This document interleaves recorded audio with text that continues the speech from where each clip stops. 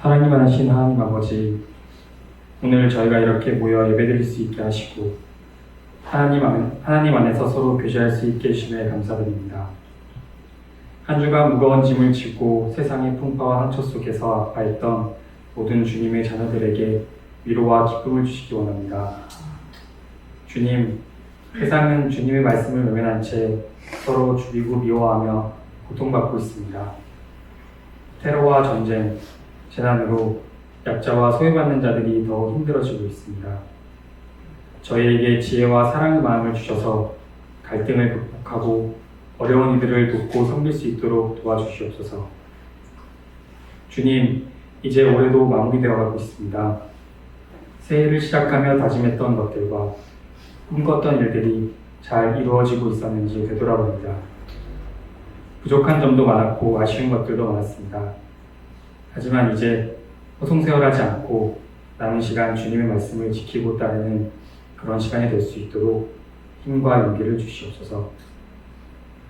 교회를 위해 또 예배를 위해 힘쓰고 봉사하는 모든 이들에게 축복과 은혜를 내려주시고 오늘 주님을 찾고 안식을 얻기 위해 예배에 참석한 모든 교우들에게 평안을 내려주시옵소서. 또 오늘 예배에 참석하지 못한 교우들도 기억해 주셔서 이들에게 힘과 건강의 축복을 내려주시기 원합니다. 주님, 오늘 친교 시간을 나눕니다. 주님의 이름으로 두 사람이 모인 곳에 주님이 계심을 잊지 않고 주님 안에서 사랑의 교제, 기쁨의 교제를 나눌 수 있게 해주시고 이제 한 주간 또 주님의 청지기로 살 때에 부족함이 없도록 함께하여 주시옵소서. 사랑이 많으신 예수님 이름으로 기도드렸습니다.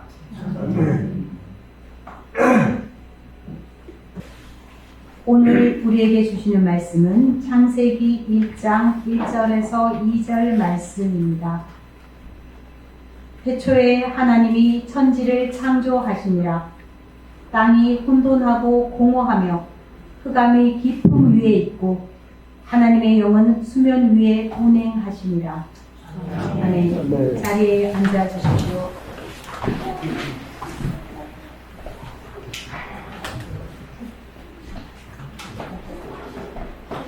오늘은 창조 언약이라는 제목으로 김봉상 교우님께서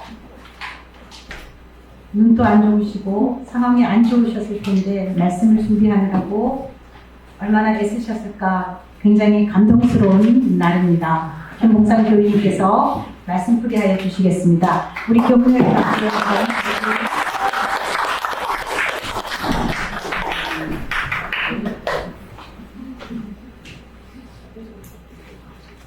할렐루야.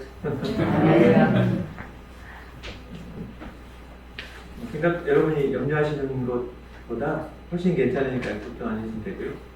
3개월 정도 계속 안약으로 물 빼는 작업하면 한 85% 좋아진다고 하더라고요. 85%는 거의 되는 거예요. 차 기세한 거 85% 제거하면요 안 보여. 깨끗. 제가 안 해봐서 알아요. 차를 85%는 거의 된다고 해요. 근데 바로 스트레스 이런 것 때문에는 주요 원인이긴 하지만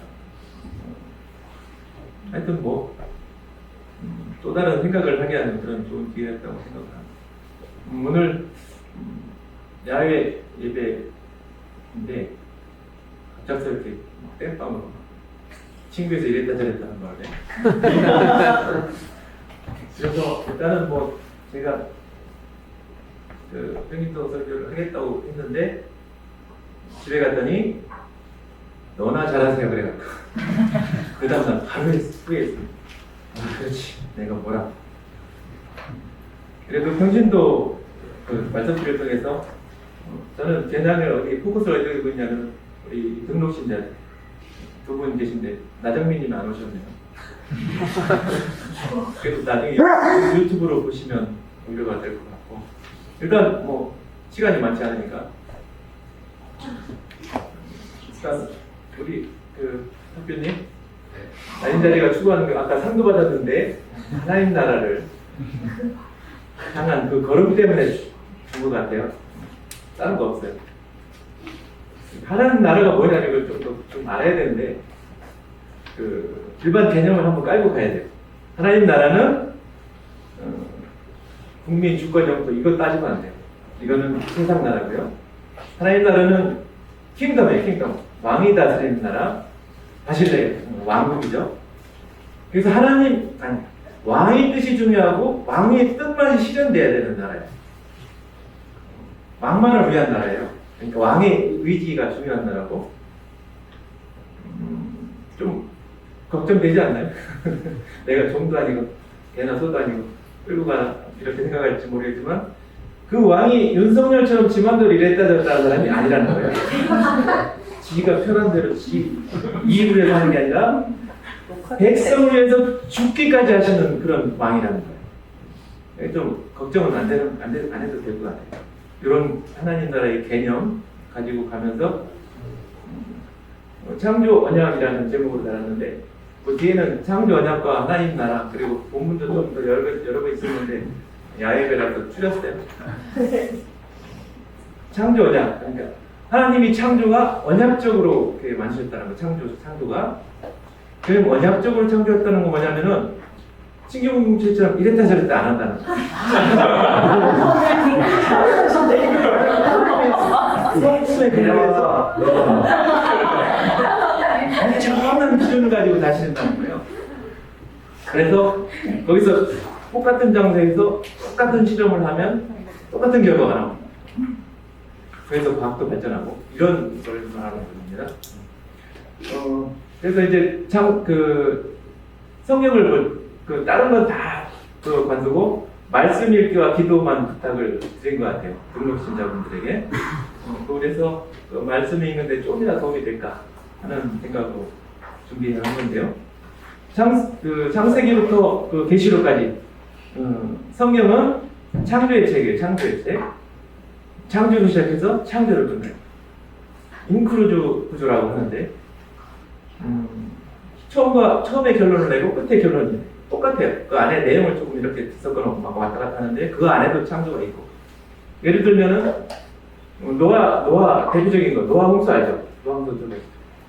노아 홍수를 재창조 심판과 동시에 재창조로 가야 되는 사건이거든요.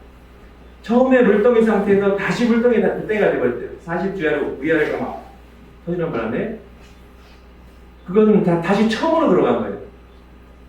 다시 시작하시는 거예요. 창조를 시작하는 거고 우리가 못 찾아서 그렇지 출애굽하는 사건도 하나님 나라를 창조하는 사건으로 봐야 되는 겁니다. 그리고 또 단어가 좀 달라서 그렇지 바울은 이렇게 말해요. 누구든지 그리스도 안에 있으면 새로운 피조물이라. New creation. 새 창조예요. 새 창조. 이사야는 뭐라고 하세요? 이전과 선 지나갔으니 보라 새 것이 되었다. 타락 이후의 것이 지나갔다는 거예요. 이제 새로 창조되었다. 이런 여러 가지 말 그냥 대충 지나가서 그렇지 다 창조의 연속이고 그리고 성경은 언약으로 봐야 돼요. 언약은 아담과의 언약, 창조 언약이죠. 창조 언약 속에는 아담과의 언약이 있고 아담의 언약 속에는 가족 관계 이런 것까지 봐야 되는데 하여튼 창조 언약, 그 다음에 노아 언약 아담과 똑같은 언약을 노아하고 맺은 거예요. 그 다음에 아브라함과 이삭과 야곱의 언약. 이 창세기는 3가지 언약이 있는데 요걸 잘 아셔야 되고요. 넘어가면 또 출애굽 이제 애굽에서 출애굽을 하면서 시내산 언약이 있고요. 출애굽 1세대가 믿음을 잃으니까 2세대를 통해서 모압 언약을 맺습니다. 모압 지역에서 맺었다고 해서 모압인데 새로 1세대와 맺은 똑같은 언약을 맺는데 요거는 이제 언약 자체는 뭐를 하죠. 세겜 땅에서 우리 가나안 정복하고 가자. 세겜에서 하는데 그 언약이 있고 그 다음에 다윗 언약이 있어요. 다윗과 맺은 언약. 그 이후에 이제 남북 이스라엘 갈라지면서 북이스라엘의 왕 초대왕 여로보암에 맞은 언약. 다윗과 똑같은 언약을 맺었어요. 근데 한 사람은 실패하고 다윗은 성공한 거죠. 하여튼 이렇게 언약 끊임없이 언약을 하고 언약을 통해서 이해하면 좋겠다 하는 거예요. 근데 이제 우리 등록신자들은 가장 먼저 해야 될 건 창세기 1장, 2장, 3장을 잘 이해해야 되고요. 조금 더 나가면 모세오경, 창세기, 출애굽기, 민수기, 신명기 거기다 하나 더 여호수아 여기 가나안 땅까지 차지하는 거거든요. 그런 흐름을 가지고 읽으면 좋겠다 싶습니다. 그래서 창세기는 오늘 본문에 나왔는데 이 과학적인 세계관을 갖고 있는, 물론 우리도 다 과학적인 세계관을 갖고 있지만 하비님 과학적 세계관이 강하다고 들었어요. 그 창세기를 어떻게 보시는가는 뻔히 알겠죠? 안 믿죠? 안 믿기죠? 저는 보수주의라 믿을 것 같아요? 저도 안 믿어요. 뭐냐? 이거는 지금부터 한 3,500년 전 일이에요. 그러니까는, 우리나라 곰이 마늘 사람 되던 시절에서 한 700년 지나면 이제 50인데.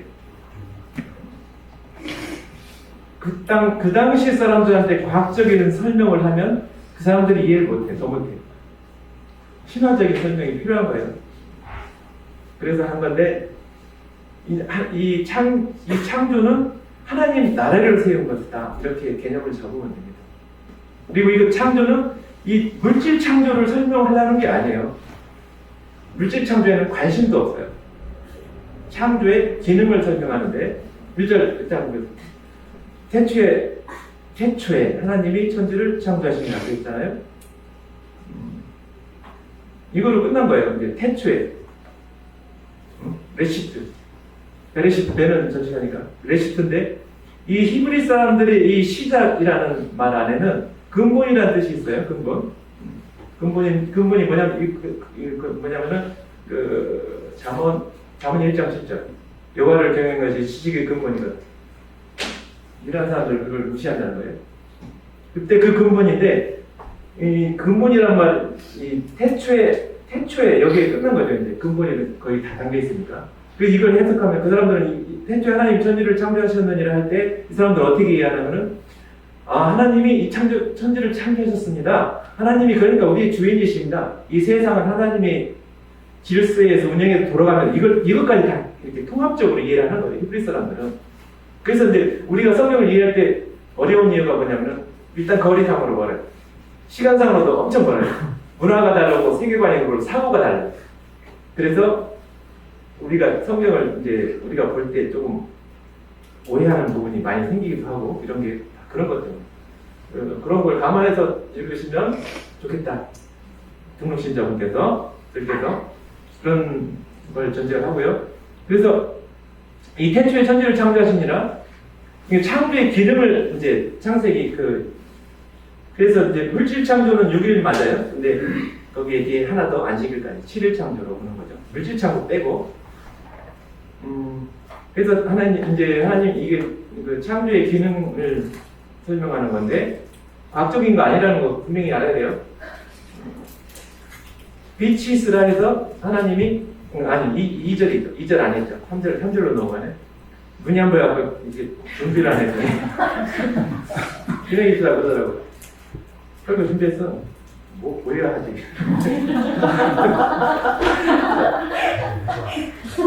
그래서 2절을 안 했어요.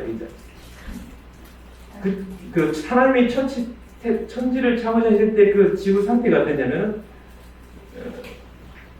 땅이 혼돈하고 공허하고 흑암이 깊음에 있더라. 그런데 하나님 그 위에 하나님이 그 수면을 운행하시는. 그 처음에 물병이었다는 거예요. 물병이었는데 그 상태가 뭐냐면 뭐죠? 갑자기 생각이 나네. 땅이 어땠다고요? 혼돈, 공허, 흑암인데, 이건 신학적 용어예요. 신학적 용어. 우리가 일반적으로 쓰는 용어가 아니고 신학적 용어인데, 혼돈, 카이로스 막 이런 게 아니라 형태가 없다. 홈레스, 아무 형태도 없어요. 공허, 비어있다. 그리고 깜깜하기만 했다는 거예요. 그런데 이게 물 상태로 되어 있었다는 거예요. 과학적 설명 아닙니다. 이거는 신학적 용어인데, 혼돈을 공허가 후후, 보후, 후식 이런 원어로는, 이걸 어디서 이제 이사야나 예레미야 어디서 쓰냐면, 이 이스라엘 백성들이 불순종을 해서 포로로 끌려가고 적에게 저거 하고 할 때 그 상태, 폐의 상태, 그 전쟁 상태일 때 토후, 보후 이렇게 쓰는 거예요. 혼돈, 공허. 이거 같이 가는 거 신학적 용어라고 그래요. 이 상태였는데 하나님이 말씀하셨어요. 말씀하셨다는 건 마음을 정한 거예요. 뜻을 정한 거예요. 이거 누가 하는 일이에요? 주인이 하는 일이에요. 빛이 있으라. 왕이 하는 일이죠. 선포, 명령. 그러니까 빛이 있었고, 근데 첫째 날, 둘째 날, 자세히 설명 안 할게요. 첫째 날, 둘째 날, 셋째 날은 폼레스, 형태가 없던 곳에 틀을 짜신 거예요. 빛과 어둠을 나누시고, 둘째 날에 공창을 만드시고, 물등이 안에 공창을 넣으셨어요. 그리고 위에 하늘이라고 했는데, 공창이라고 나누고, 이게 형태를 나누는 거예요. 그러니까, 욥기서 38장, 시편 104편을 보면, 물의 한계를 정하시는 분, 물의 빗장을 지시는 분, 이렇게 표현을 합니다. 그러니까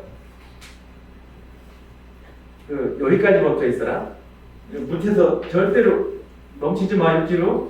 경계를 그으신 거예요. 이걸 창세기를 보고 이제 시편이나 이런 기록하는 거죠.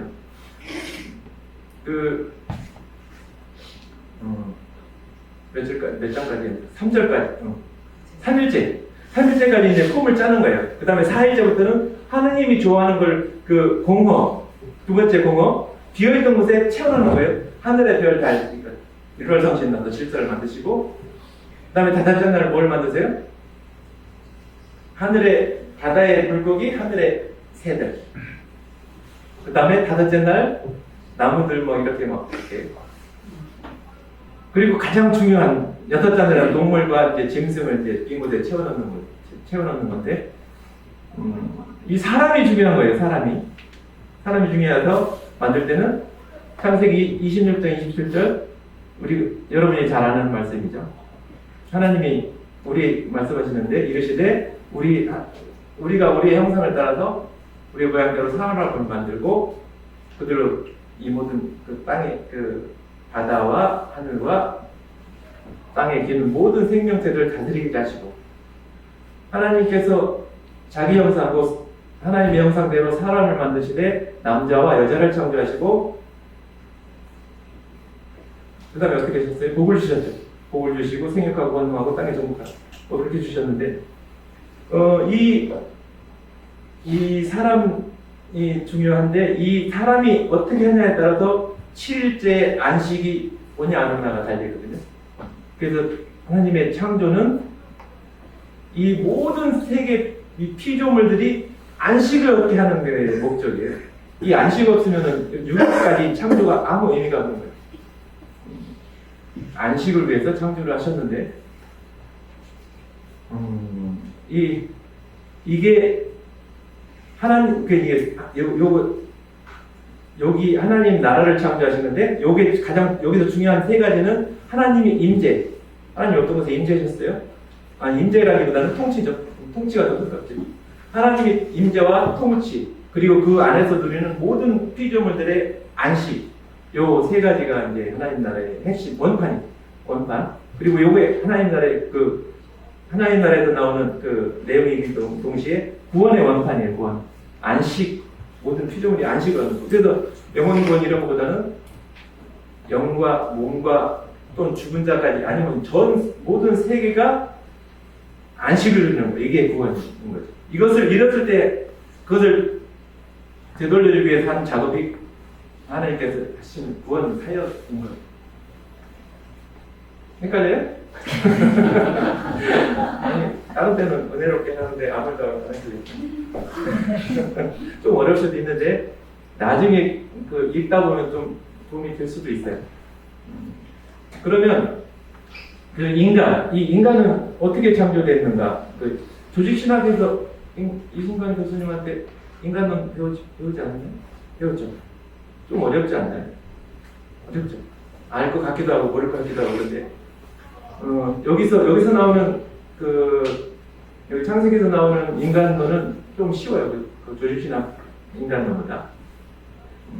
하나님의 형상을 닮았다. 이 하나님의 형상이라는 것은 이제 네 가지 의미가 있는데, 하나님의 형상은 네 가지 의미를 기억하면 인간론에 대해서 조금 더, 인간은 무엇인가? 인간은 어떤 삶을 가지고 있는가? 인간은 어떻게 살아가야 하는가? 이런 것을 제시해 주는 게 창세기. 여기 나오는 거거든요. 그래서 창세기는 모든 시작들이 많이 있어요.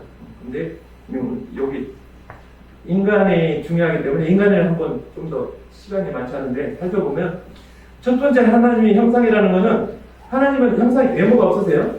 회전하는 그림자도 없으세요? 야곱에서 말할 때는 오늘은 그림자가 없죠. 날씨가 그래서 그렇다고 하나님처럼 내가 영이 된다 그러면 안 돼요. 오늘은 그림자 없습니다. 회전하는 그림자도 없으세요? 그 다음에 하나님의 영이시니 예배하는 자가 신령과 진정으로 예배하시리라. 요한은 그렇게 말씀하시죠. 그러면 우리 하나님의 속을 닮았다는 거예요. 속을 닮았는데 이거 고린도 아니 베드로 후서 1장에서는 우리를 부르신 이를 알므로 세상에 썩어가는 것들을 버리고 신의 성품에 참여한다 그럽니다. 신의 성품에 참여한다는 건 신의 성품을 공유한다는 거예요. 같이 알므로 아는 것은 우리 애들이 말하는 양치하고 자라 안다고요.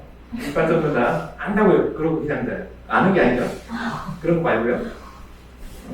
그 다음에 두 번째로 하나님의 성품을 닮았다는 것은 하나님의 성품을 아니야. 하나님의 형상과 모양이라는 것은 하나님의 자녀라는 뜻이에요. 그래서 왜 그런 걸 어디서 만들어냈냐고. 그게 아니라 그 옆장 5장 3절에 보면은 아담이 130세에 아벨을 대신해서 주신 자식이 셋이잖아요. 그를 낳을 때 뭐라고 하냐면은 아담이 130세에 곧 자기의 모양과 형상대로 셋을 낳았다 그렇게 나옵니다. 그러니까 하나님의 자녀라는 거예요. 형상이라는 거는 이 용례라는 건데 단어의 뜻보다 그 가까운 본문에서 어떤 의미로 쌓여있나 이게 더 중요하거든요. 용례로 볼 때 이건 하나님의 자녀라는 거예요. 그래서 신약에서도 구원과 관련해서 말할 때는 하나님의 자녀가 되는 권세를 주셨습니다. 뭐 하나님의 자녀가 뭐 양자형을 받아 아버지라고 한다 이렇게 하는 거예요. 하나님과의 자녀의 관계다라는 거예요. 두 번째 이게 신분이에요. 인간의 신분. 그 다음에 세 번째는 주권적 청직이라는 건데 다스리고 생육하고 번성하고 다스리라고 했잖아요. 정복하라고 했잖아요. 요 의미이거든요. 주권적 청지기. 청지기를 좀 말해야 되는데 이 청지기는 달란트 비유에서 나와요. 달란트 비유를 보면은 청지기를 좀 더 잘 이해할 수가 있어요. 5달란트, 3달란트, 1달란트 받은 청지기가 있는데 마지막 1달란트 받은 사람. 이 사람은 혼났죠? 불의하다고. 혼났는데 왜 혼났을까요? 주인을 잘 몰라요. 3달란트, 5달란트는 알아. 이렇게 해야 되는구나. 주인의 뜻이 이거구나. 주인이 원하는 게 이거구나. 주인을 아는 거예요. 그래서 주인이 하는 주인의 마음을 읽고 하는 거예요. 그런데 그 1달란트 받은 청지기는 주인을 잘 몰라. 당신은 굳은 사람이야. 나쁘고 완악하고 포악하다는 거야. 나쁜 놈이라는 거야. 악덕기업주라는 거야. 그래서 나 그냥 받았대. 잘 모르는 거죠. 주인을 잘 모르는 거야. 못된 청지기는. 그런데다가 어떻게 알았냐면 당신은 굳은 사람이래. 악당이래. 나쁜 놈이래. 그랬으면은 예를 들어서 조폭? 조폭이 돈을 맡기고 왔는데 야 이거 가서 이게 사용해봐 그랬는데 그냥 이자도 안 받아왔어요. 그러면 처맞겠어요? 안 처맞지. 그러니까 주인을 잘 모르고 자기가 잘못 안 하는 대로도 행하지 않은 거예요. 또 가서 예수님 그러잖아요. 또 가서 내가 그렇게 불의한 줄 알았냐? 그럼 가서 이자라도 받아왔어요. 이렇게 얘기해요. 근데 주인을 몰라요. 자기가 아는 대로도 행동도 안 해. 이게 불의한 청지기인데. 근데 이제 이 청지기는 주인을 잘 아는 거잖아요. 주인을 잘 아니까 내가 주인의 생각과 주인의 뜻을 알아서 그것을 다스리게 하신 거예요. 너 다스려봐. 너 훈련시키는 거예요. 너 짐승들 내가 이렇게 앞으로 보낼 테니까 너 이름 줘봐. 그러면서 이제 다스리는 것을 이 세상, 이 피조물을 다스리게 하셨는데 그 다스리는 것을 실질적으로 2장 15절에는 경작하라는 걸 훈련을 시킵니다. 경작하고 지키게 하셨어요. 경작한다는 건 땅을 간다는 건데 농사 지어서 보시는 분들 알죠? 겨울 되면 이제 땅이 딱딱해지고 이렇게 다 갈아줘야 되고 이렇게 하는 작업을 하는데 땅이 주인이에요? 사람이 주인이에요? 사람이 주인이잖아요. 근데 막 주인이 막 땅을 막 섬겨 그냥 파고 뭐 거름 주고 물 주고 막 이렇게 그래야 소산을 내요. 그냥 뭐 가서 착취하고 부려먹고 이렇게 해서 다스리라는 게 아니고 섬김으로 다스리라는 이게 이제 맞는 거거든요. 근데 이제 사람이 땅을 부려먹기 시작했어요. 막 그냥 겨울에도 막 땅을 쉬게 해야 되는데 안 쉬고 그냥 하우스 쳐놓고 거기 막 2모작 3모작 하고 막 그냥 거기다가 막 땅을 최소한 7년 한 번 쳐야 되잖아요. 근데 안 쉬어. 지력이 약해지니까 병충해가 생겨. 병충해 생기니까 막 약 주고 막 그냥 유전자 변형해서 막 그러다 보니까 우리 아토피 걸리게 다 그래서 유전자 변형. 하여튼 그래서 지금 사회참여에서 기후위기 그거 하는 거거든요. 맞아요? 이거 잘 참석하세요. 등록신자분. 하여튼 그렇습니다. 그래서 인간이 어떻게 하냐에 따라서 이제 하나님의 안식을 다시 누릴 수도 있고 뺏길 수도 있는데 그 뺏긴 거죠. 뺏긴 거 결국. 그래서 이제 하나님께서 이제 노아를 그 타락의 결과 뭐가 생기냐면 죄가 오니까 거기서 사람이 사람을 죽이고 죄가 세상에 막 넘치게 돼요. 그래서 노아 홍수가 나오고요. 그런데도 또 바벨탑을 쌓아서 또 타락을 해요. 그러니까 하나님께서 아브라함을 부르시고 아브라함과 이삭과 야곱을 통해서 새 나라를 하나 이제 만드시기로 작정을 하신 거예요. 히브리 민족의 기원이라고 봐야 되겠죠. 그래서 이들을 이제 70인을 애굽으로 보내죠. 애굽으로 보내는데 아브라함과 약속한 게 있어요. 큰 민족이 이루겠다, 땅을 주겠다, 너로 말미암아 모든 민족이 복을 받겠다. 그래서 이제 70인을 애굽으로 보냈어요. 왜 보냈어요? 이집트로 보냈냐면 거기가 제일 잘 사는 나라거든요. 잘 먹고 잘 살게 해야 빨리 큰 민족이 될 거 아니에요. 그래서 애굽으로 보내서 거기서 잘 먹고 잘 살게 해서 막 불려놨어요. 그러니까는 이제 막 불려놓은 과정인데 이제 겁나죠. 그러니까 이들을 종들 삼아서 정권이 바뀌면서 종들 삼고 그러면서 이제 못 살겠다고. 우리 좀 구해달라고. 그랬을 때 하나님 아브라함과의 약속을, 언약을 기억하시고 그들을 불러내는데 10가지 제안을 통해서 이제 열정을 애굽을 박살을 내잖아요. 이 고대 전쟁은 신들의 전쟁이에요. 신들이 전쟁에서 이긴 나라가 전쟁에서 이기는 거예요. 겉으로 보기에는 10가지 재앙이 이제 자연재해잖아요. 자연재해인데 애굽의 신은 자연신이에요. 그래서 출애굽기와 신명기 보면은 여호와께서 애굽의 신들을 벌하였다. 그래서 이제 왜 그렇게 막 그냥 그렇게까지 막 혹독하게 박살을 내고 나오냐 그랬더니 소문내려고 하나님 소문내는 거예요. 그래서 결국에는 신의 산에서 언약을 맺고 이제 이스라엘 백성들에게 사명을 줬는데 그 사명이 뭐냐면은 제사장 나라 삼겠다. 너네들 내 말 잘 듣고 내 율법을 잘 지키면 제사장 나라로서 열방에 빛되게 하시는 거죠. 근데 하나님이 소문을 내야 되는 거죠. 그래야 이제 세계가 이제 그 나라를 보고 이스라엘이라는 나라를 보고 이제 하나님께 돌아오는 제사장으로서 중보자 역할뿐만 아니라 말씀 가리키는 사람까지 요걸 하는 거죠. 처음에 이제 질서가 있었는데 하나님께서 창조 질서를 만드셨는데 구체적으로 하나님 나라의 질서를 세운 게 이 율법이에요. 율법, 법을 그 안에 알맹이들이 꽉 차 있죠. 이 질서대로 살고 내 말 잘 듣고 이 언약을 잘 지키면 이 이스라엘 백성이 잘 사는 거예요.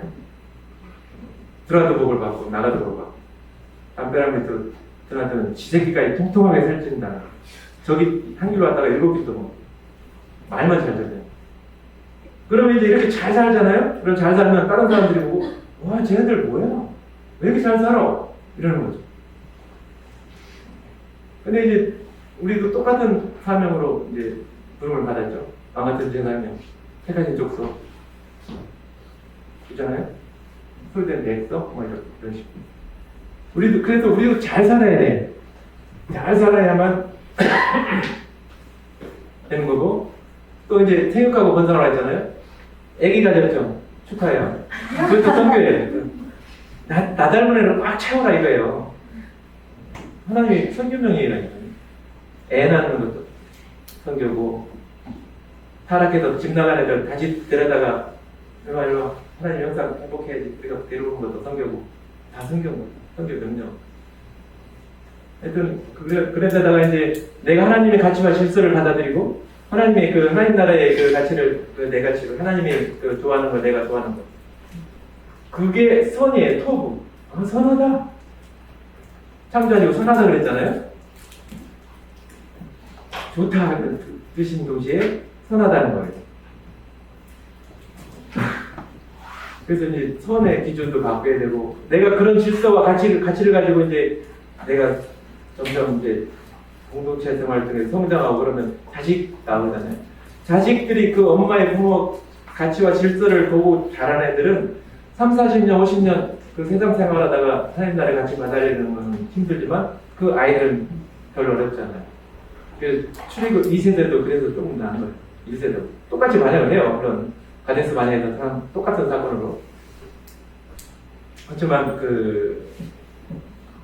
그렇게 가다 보면 시간이 너무 많이 가서 줄여야 되겠네. 하여튼 부탁인데 우리가 이제 우리 하나님의 형상을 일단은 회복해야 되는데 하다 말았어요. 마지막에는 그게 왜 가능하냐? 성령의 사람이기 때문에 하나님이 그 형상을 회복하고 하나님의 형상, 하나님을 알고 하나님의 형상을 가지고 하나님의 자녀된 신분으로 주권적 청지 역할 네가 해봐라 것이. 그리고 어떻게 가느냐? 성령의 사람이기 때문에 가능해요. 근데 하나님 나라의 핵심 키워드는 성령이거든요. 코에 생기를 불어넣고 예수님이 나중에 이제 제자들에게 퍼포먼스로 그 다음에 나중에 실제로 성령이 임하는 사건. 그래서 하나님 나라를 같이 이루어가는 데 있어서 성령을 회복하면 그리고 이 보이는 하나님들이에요. 보이는 하나님들. 물론 공사 중이라 허접하긴 하지만 공사 중이에요. 저는 이제 땅 팠어.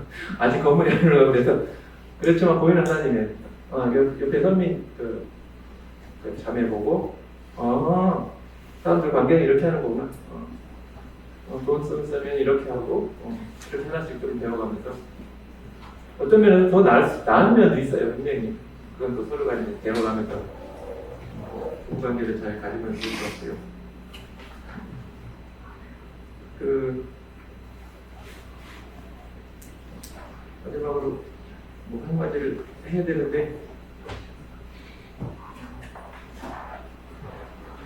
시간이 너무 많이 가서 마쳐야 될 것 같습니다.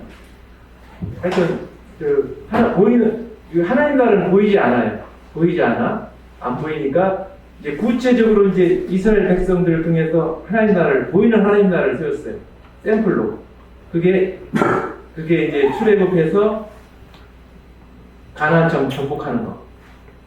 그리고 이제 그것을 다윗에서 마저 이제 정복을 해서 하나님 나라를 세우는 거예요. 그건 하나의 샘플이에요. 모델하우스밖에 안 돼요. 그래서 이제 그 부분을 이해하시면 하나님 나라를 이해하는데 좀 더 낫겠다.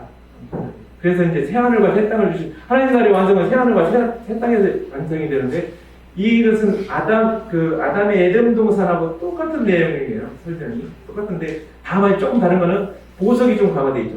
근데 에덴 동산은 히브리 사람들이면 계시록은 헬라 사람들을 타켓으로 적었기 때문에. 근데 내용이 똑같아요. 잘 보면. 하여튼 우리가 이제 완성은 없다는 거예요. 그래서 그렇기 때문에 우리가 이제 완성은 없다는 거예요. 우리가 살아가는 동안에는. 그러니까 실망하면 안 돼. 뭐 하나님이라도 뭐 저러냐. 쟤들 왜 저래? 우리는 공사 중이고. 완성은 하나님 나라, 새하늘과 새 땅에 이르기 때문에 우리 함께 협력해서 서로가 도와가면서, 배워가면서, 그렇게 나갔으면 좋겠습니다. 이상입니다. 질문 하나 간단하게 시간이 일단은 제가 듣기 편하게 이렇게 잘 풀어주셔서 감사드립니다. 그리고 제가 궁금한 거는 하나인데 하나님 나라를 세우겠다고 하시는 하나님 나라를 세우겠다고 하시는 그 의미가 내면에서의 하나님 나라를 세우겠다고 하시는 건지 아니면 소위 말하는 쉽게 말하면 기독교 국가를 건설하는 게 목표신 건지 어떤 건지 좀 궁금합니다. 아, 그 나라 하나 따로 만들면 독립해야 되고요. 일단은 그 하나님 나라가 가까이 왔다 할 때 일단 다른 대답이 될 수 있는데 저희가 그 때가 차고 하나님 나라가 가까이 때가 차고 하나님 나라가 가까이 회개하고 복음 믿으라 때 이 지금 이 언약들 과정에서 이스라엘 백성들이 계속 그 타락하고 그 불순종하잖아요. 그런 관계에서 회개해서 이제 하나님 가치를 받아들이고 하나님 나라를 이 땅에 실현해 가라는 건데 하나님 나라의 현재성은 여기 있다 저기 있다가 아니라 너희 안에 있는 애를 했을 때 이거 하나님 나라의 현재성이에요. 지금 이루어지고 있는데 지금 시간 시제로 이렇게 이 하나님 나라 가까이 왔다 이 손님이 살 때 지금 우리가 사는 세상은 이게 금생이에요. 금생. 메시아고 통치하는 나라는 이제 내생이에요. 내세. 금세와 내세의 복이 있다 할 때 요 차이에요. 죽어서 간 내세가 아니고 메시아가 통치하는 내세예요. 그때부터 내세인데 이미 하나님 나라가 임했고 예수님 말씀하시죠. 가까이 왔다고 했지만 다른 문장에 다른 본문에서는 성령을 힘입어서 귀신을 쫓아내면 하나님 나라가 이미 임했다는 거예요. 그리고 하나님 나라는 여기까지 아니라 너희 안에 있다 할 때 이건 너희 가운데 이거 바리새인한테 얘기한 거거든요. 바리새인 중에 니네 천국에서 이렇게 안 할 거냐. 현재 너희 현재성을 얘기하는 거예요.